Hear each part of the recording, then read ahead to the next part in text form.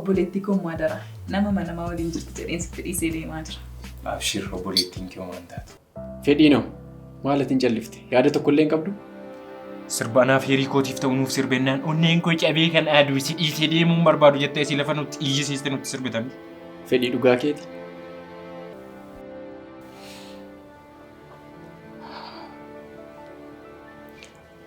Eeloo Hiriyyaa koo faarmaasisti. Akkam jirta?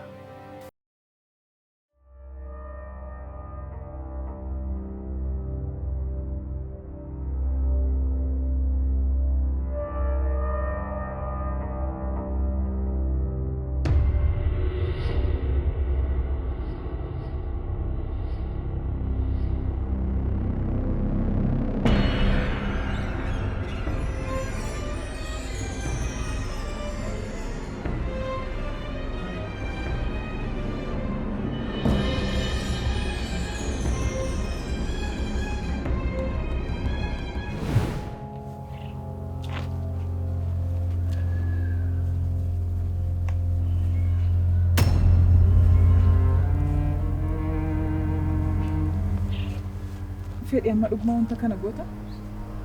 Dhuguma waan kana goota jedhama osoo hin taane dhuguma waan kana goonaa jedhama. Maaloo wanta kanarra deebiitii itti yaade? Doorii haga kana miidhuu hin qabdu. Amma kana maal si godhe? Homa kaleessarraa kaasee ammarraatti waan kan koo ta'e hundumaa narraa fudhachaa as ga'e malee homaa tokko nan goone. Dur mana barnootaatti illee qabxii walqixa gaafa finni barsiisonni ana caalaa isa jaallatu isa jaju turan. Kanarraa kan ka'e immoo kabaja addaallee isaaf qabu ture.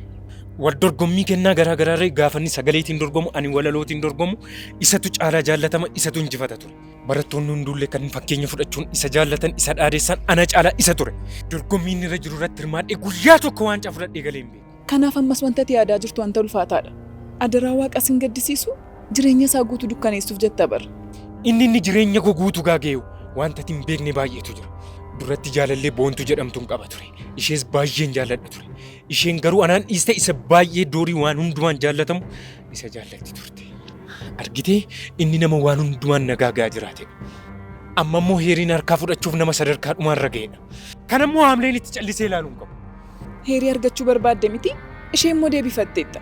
Kana caalaa kan biraa maal barbaadde? Akka inni ishee sirraan fudhanneen waadaan siif gala.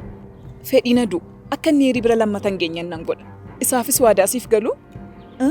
Waan kana dhiisi maaloo? Namni doorii jedhamu lubbuunis ta'e fayyaa guutuun hamma dachee kanarra jiraatutti waan kan koo ta'e narraa fudhachuuf duubatti hin deebi'u. Kanaaf wanti furmaata ta'u dooriin maraatee mankaraaree gaafa inni daandii irra jiraatu arguudha. Kanas kan naaf dhugoomsu birqaadhii kana. Amma waan tokko qofaatu naaf. Innis itti gaafatamummaa keeti.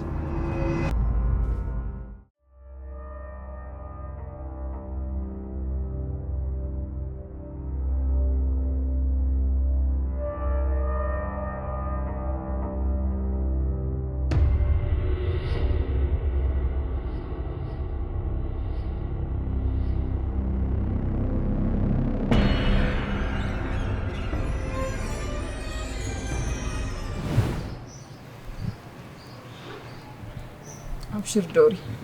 Haalonni akka kanatti ittiin fufan. Wanti hunduunii sirrata. Nan amana. Garuu guyyaa isaatu fagaate. Amma yoomitti akka nubsuu qabu sin barre. Wanti hunduu yeroo mataa isaa qaba. Simboo ammasumatti hin miidhame. Dabalatammoo hiriyaa koo hundumayyuu dhabaan jira. Fedhiin heeran narraa fudhachuuf jedhee naan loleera. Heeran immoo waan garaa ishee jettee na arrabsiteetti. Amma namni natti hafe si'iif jiruu qofa. Ammoo abdii kutadheera. Wanti yaalu hundumtuu naa milkaa'uu dideera. Hidha argatanii dhabuu jalaa Waaqayyo sinaa oolchu jechuun hibba guddaadha. Doorii jabaadhu. Aniif jiruun si waliin jirra. Si kadhannas. Atis immoo jabaadhu kadhadhu. Tole Simboo. Yeroo baay'ee gaafa haalli hundumtuu nutti dukkanaa'ee waan goonu wallaallu gara Waaqayyootti deebinee kadhanna. Kanaaf akkuma jette naaf kadhadhu. Tole, atis jabaadhu. Hunda caala kan na dhukkubsee hiriyoota koo dhabuudha. Maallaqni yoo dhabne bor deebi'ee dhufa. Yeroon dhabeen abdii kutadha malee wanti hunduu dhimma yerooti. Firri garuu maaliin bakka bu'a? Keessumaa namni akka heera namni laphee qulqulluu qabuu fi namni akka fedhii daa'imummaa irraa kaasanii wajjin guddatan maaliin bakka bu'a? Homaanuu bakka bu'u. Waaqayyoo waan din kadhadhu. Maallaqaan dhabe qofa akkanaa deebisu miti. Fedhii fi hiran gara jireenya kootiitti naaf deebisee hiriyummaa keenya kaleessaatiin akka wajjin jiraanne.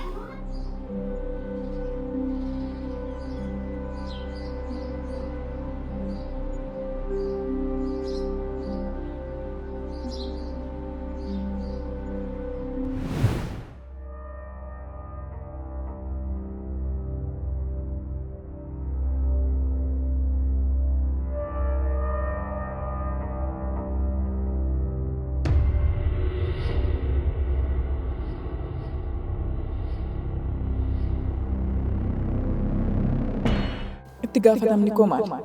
Qoricha kana waan inni dhugutti dabaltee kennitaaf. Yeroo kana anaan hin amanu. Siin garuu shakku.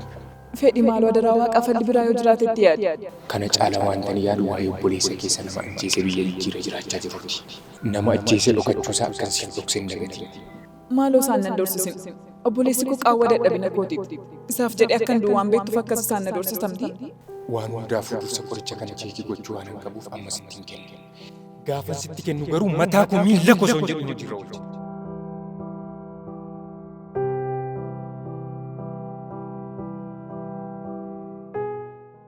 Simboo, raftumoo?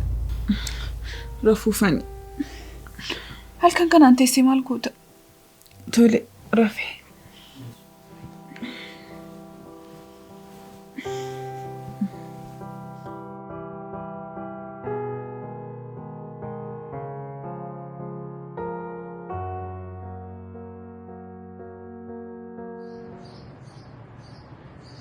Isa darbeef gaabbee guyyoota naa baaruu jaalala koo maddee miira koo na waaluu amma ifanaaf ta'ee hunduu naaf galeera jireenya sii maalee jiraachuu bareera kuusanii kennanii hawwi akka daalaa. Arsa kaffalanii hidhabuunoo jaalala akka keessa koo dawaan kiyya suuma amma garuu. Kana egaa. Yaa miidhagina sagalee keeti. Garuu albeema baasuudhaaf yaaddeen beektu? Animu. Eeyyen atumti.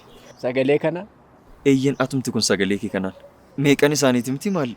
Kan sagalee boo'ichaaf hin taaniin gurra nu duuchaa oolan. Kan kee barkii lolummaa wayii qaba. Adeeraa kee maaloo?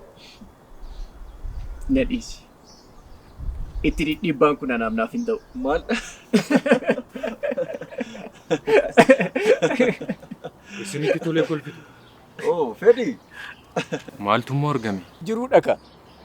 Ani sagalee makootiin muuziqaa xiqqoo jennaafiin sagalee kana fakkaatu baattee maaliif ammammaatti muuziqaan hojjettu naan hin jedhu seeta? Fedhi. Meetumti dhugaa jirutti naaf himi. Weellistoota meeqa kan sagalee isaanii kompiitara galchanii muuziqaa hojjenna jedhanii gurra nu duuchaa oolan caala sagaleen dooriin caalu?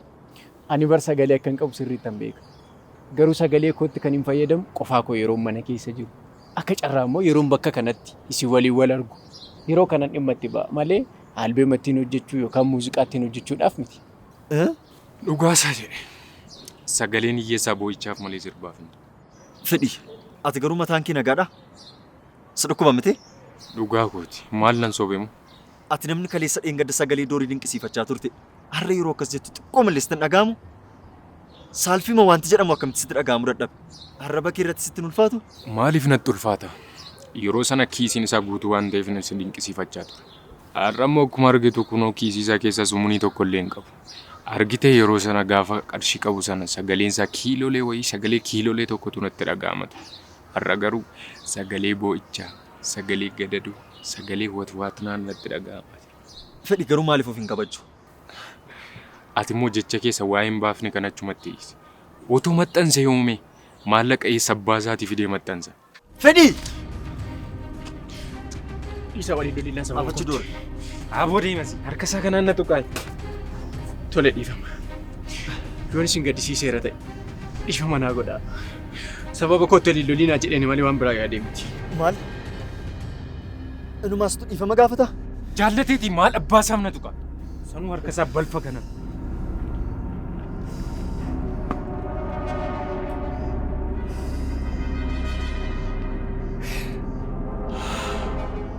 Doorii, tasgabbaa'e. Wanta gati dhabduu kanaaf jettee of hin gaddisiisin. Tasgabbaa'e obboleessa koo. Kottu.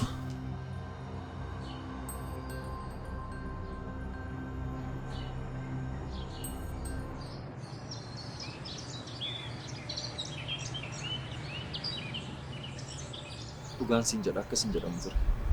Baay'ee isa gaddisiiste. Waan inni godhe dhageessittaa? Waan inni godhe osoo hin taane wanta ati goote hundumaayyuu dhageera. Kanaaf nama fedhii waliin addana baasuu fi shira amma kana xaxe maaliif akkasittiin jettanaan jettaa? Nuti bar Doorii eenyuun caalaatti beeknaa? Hundi keenya iyyuu sirriitti beekna.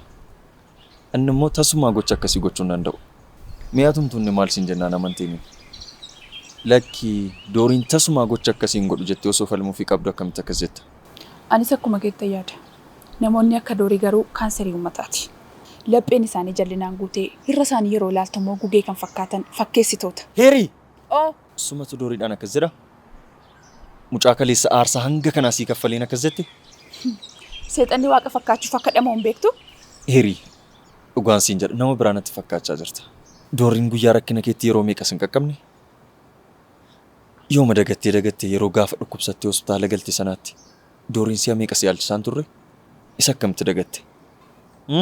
Natti mika ni dagatte? Fedhiyoo yeroon hojii dhabee rakkachaa turetti bakka meeqatti wabii ta'e hojii sagalchaan turre? Waan hin beeknetti sababa simbootti mana hidhaa galee hin beeku sababa obboleettii keetti. Mucaa kanatti seexana waliin wal fakkeeste yeroo gaddaaf gammachuu keenyatti yeroo meeqa nama gaaddisa nuuf ta'a tureen akkas jette? Dhugaan sitti nama gaddisiista. Jiru maal godhan? Gaarummaa godhee hundumaa harka isaatiin bishaanitti naqe. Dooriin osoo waan barbaade ta'e kanan godhu. Inni tasuma nama waan akkasii godhu miti. Ani kan hin jedhu. Dhirsaaf niitii maaltu tuqeessaa? Fedhiinis dhufee akka inni hin jiraanneef akka inni hin duunetti jecha inni tasumaan raafayyuu hin dandeenye waraane sokke. Heeri atis moo? Doorii akka warra gumaatti moo?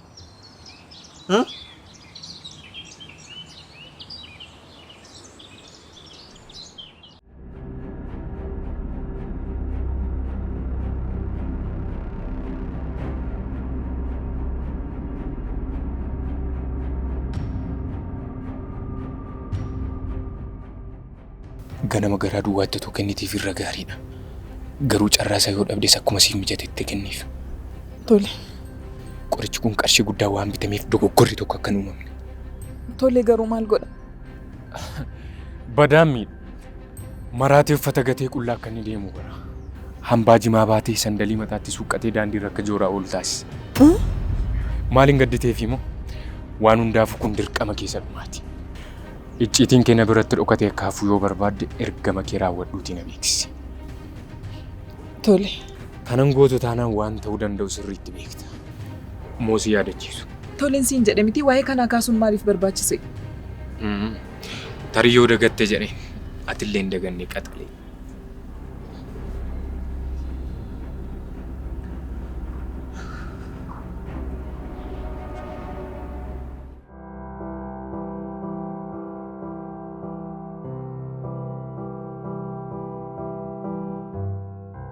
Dooriidhaan akkamitti maallaqaanis ta'e sammuudhaan hiyyeessa jettaan. Amma maamilee isaa akka cabsite beektaa? Tokkoon wal dhabdeesii fi fedhii gidduu jiru duuba kan jiru Dooriidha. Heerii dammaqi. Hiriyaa fakkeessu akka keetii argee hin beeku. Jettaani? Ati garuu nama akkamitti? Ana obboleettii keeti. Waa nama akkan siif hin hawwine sirriitti beekte. Kana sirraan beeku. Dhugaan siin jedha baay'ee nama qaanessita.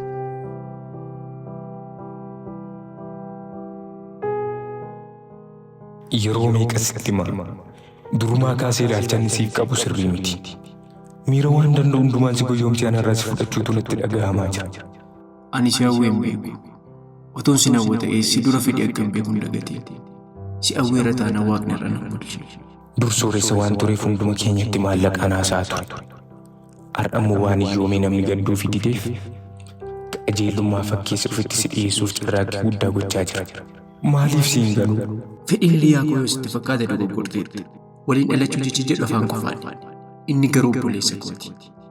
Kanaaf namni akkamittiin jaalalli obboleessa isaatii haa? Yoo dandeesse gidduu keenya akka inni ba'uuf itti. Namni akkasii anaafis siifis gidduu keenya galuun sirrii miti.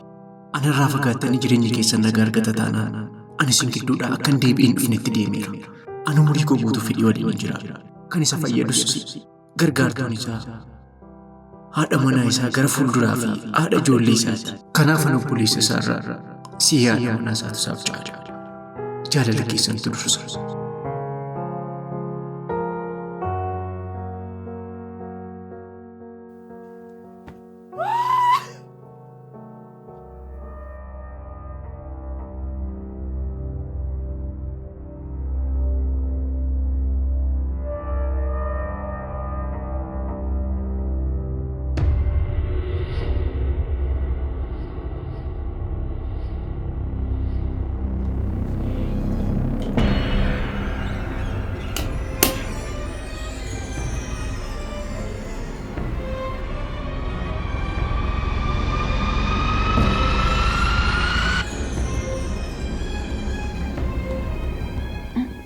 Maalin isifattee?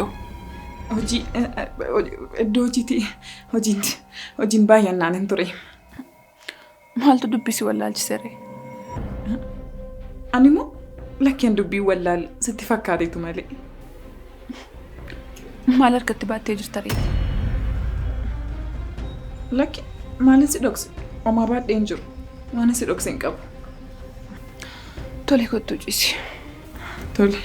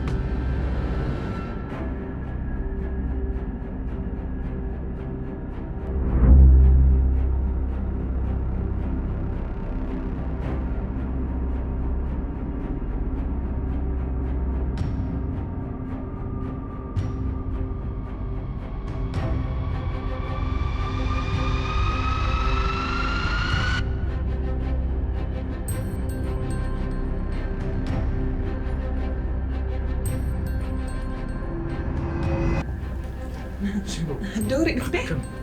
Maaliif dhuftee? Simiti kan dhawaa? Jechuun daftee dhuftee na rifattee jedheenu. Dhimma rifachiisaafan si barbaada waan naan jette fana rifadhee dhufe. Taa'e. Taa'e. Miirri keessan natti hin fakkaatu. Maal taane? Homaan taane. Ergamaan taane ariitii kana maaliif nama amteere? Waa'ee kee fi waa'ee heeraan, waa'ee kee fi waa'ee heeraan irratti akka haasuuf nu fansi'aa. Waa'ee koof waa'ee heeraan moo? Waa'ee keenya maadda? Waanuma hin taane irratti wal dhabdanii akkasitti hafuu keessan irraa haasofnee osoo araaramtanii jedhee yaadeen. Garuu jireenyaatti eetta? Yoom carraa jireenyaachuu naaf kennite? Akkamitti akkam fiigaa dhufe too agarte jarjarsitee mana na waamte bara. Hin nyaanne. Dhugaa? Dhugaa hin nyaanne. Ani waa taatan natti fakkaateen fiigichaa dhufe bara. Baga jireenyaati. Maal? Jechuun koo juusii dhugi. Juusiin garaa duwwaatti gaariidha. Keessumaa juusiin maangoo immoo vaayitaaminii hedduu of keessaa qaba gatii ta'eef gaariidha. Dhugi. Amma cireen qophaa'utti kana dhugi. Simboo. Nagaa keeti miti garuu. Nagaa kootee homaan taane dhugi.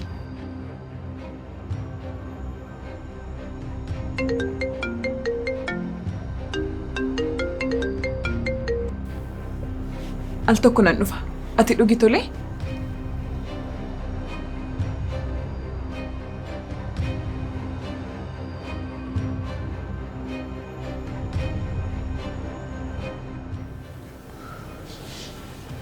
Hila. Akkam goote? Kenniiraafi. Isaa dhuguuf jedhu nama bilbilte. Yeroo xiqqoo naaf laadhu. Jireenyaa teeraa? Nyaanne naan jedhe. Akkana jabaadhu. Dogoggorri tokko akka uumamuu barbaadu sitti miira. Tole tole jedhi.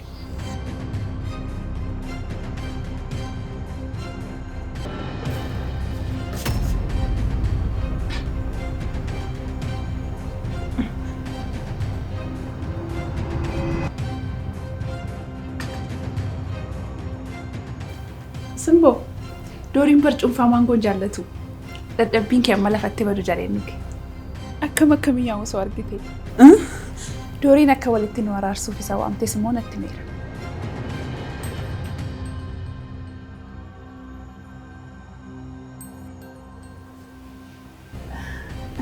Baleetti koo qaalii miiraanaaf doorii gidduu jiru jijjiiruu waa yaalteef baay'ee natti toleera. Anis immoo dhiifama gaafadheera. Al tokko nan dhifa. Tole.